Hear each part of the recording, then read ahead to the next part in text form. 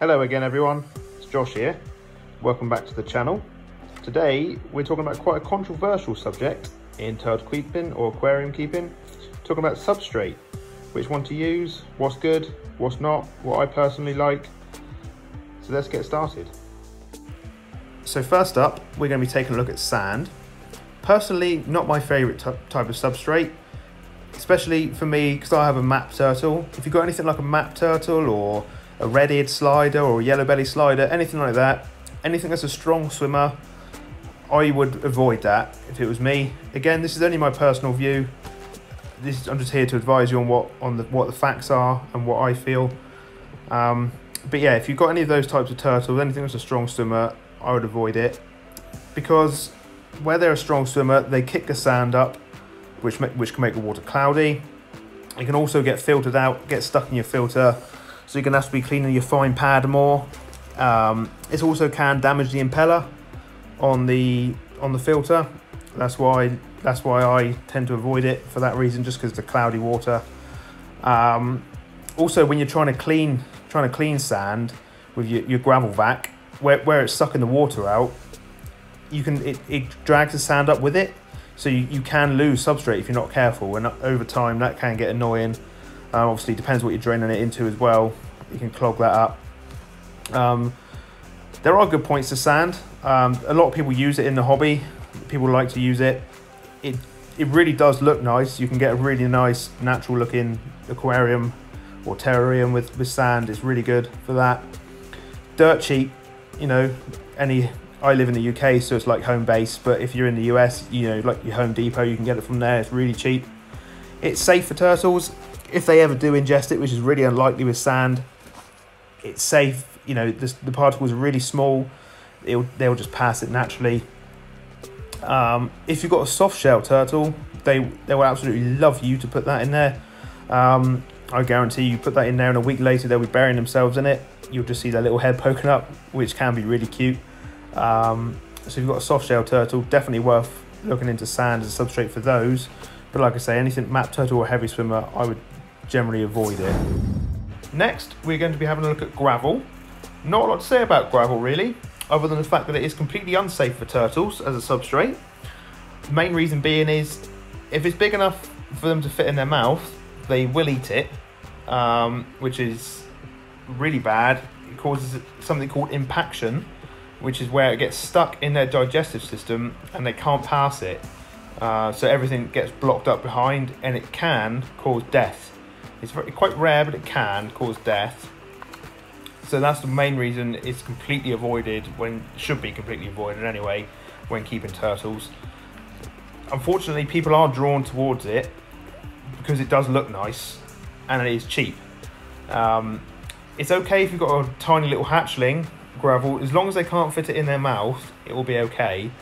But the trouble is, it stays in there. People keep it, and the turtles grow, obviously, and then they get to the size where they can ingest it, and like I say, they can get what's called impaction, which can kill them. So that's why in turtle keeping, gravel is a big no-no. So thirdly, we move on to river rock, my personal favourite, and what I actually use in my aquarium, my turtle tank. I personally think it looks great. You know, it's super cheap. I got mine from Home Base in the UK. You can also get it from B&Q, which is like Home Depot in America, if you're watching from America. It's perfectly safe for all turtles. Soft shell turtles, you've got to be a bit careful that you don't get, if it's sharp, you've got to be careful it doesn't damage their shell. But I have a map turtle, so if you've got like a map turtle, yellow belly slider or anything like that, anything hardy turtle that's got a hard shell, it's perfectly safe. They can't eat it, it's too big for them to eat, so you're not going to struggle with the implications that you get with gravel. The only downside for river rock, if you pack it in there too much, where the stones don't fit together properly, the waste uneaten food will fall down between the cracks in the rocks and sit on the bottom of the aquarium, and obviously then that will start decomposing, which will deteriorate the water quality pretty quick. I don't have mine very thick, as you can see, and I also use a gravel vac and move all the rocks around the gravel vac, which sucks out all the waste product that's in the tank. So I don't have an issue with that. Some people don't like the river rock for that reason. A lot of people will use the sand, but like I say, this is my personal preference, so that's what I use in my tank. So finally, we're going to take a look at bare bottom. So absolutely nothing on the bottom as used as substrate. This would be my second choice to go for. If I didn't have river rock, this would be what I'd personally choose. It's great. It maximizes the literage of the tank. You know, if you think, you know, if you have a drink and you put ice in it, it raises the level of drink in the cup, but you don't actually gain any more fluid. So you think you put river rocks or sand or anything like that in, you actually maximize the literage of the tank and maximize the swim space by not having anything on the bottom of the tank to, you know, displacement. If you've got like a delicate turtle, like a soft shell turtle or anything like that, there's no chance of them damaging them, hurting themselves on it, on a sharp edge or something like that. So it's great for that. The only trouble with it is it doesn't look great. You know, they're not that pleasing on the eye. It's quite bare in there. If you're not careful, you can get algae growth on the bottom. Also with dead spots of filtration, which you are bound to get, depending on the flow of the canister filter or what type of canister filter or whatever filter you have. If you are concerned about or don't know a lot about filtration for turtles, I did a whole video on that, explaining all you need to know about filtration for turtles, so check that out. But as I was saying, if you get dead spots of filtration and muck can build up on the bottom of it, which you can obviously see, that can be a good and bad thing. Obviously, again, it doesn't look very good, but it does encourage you to clean the tank because you want to get rid of it. Also, when you clean the tank, you are cleaning all the muck out. There's nothing in there, so you're going to get maximum water quality. Like I say, this would be my second choice if I had to use it. So to finish off then, those are our 4 types of substrate. Massively avoid gravel at all costs. It is completely unsafe for turtles. Stay away from that.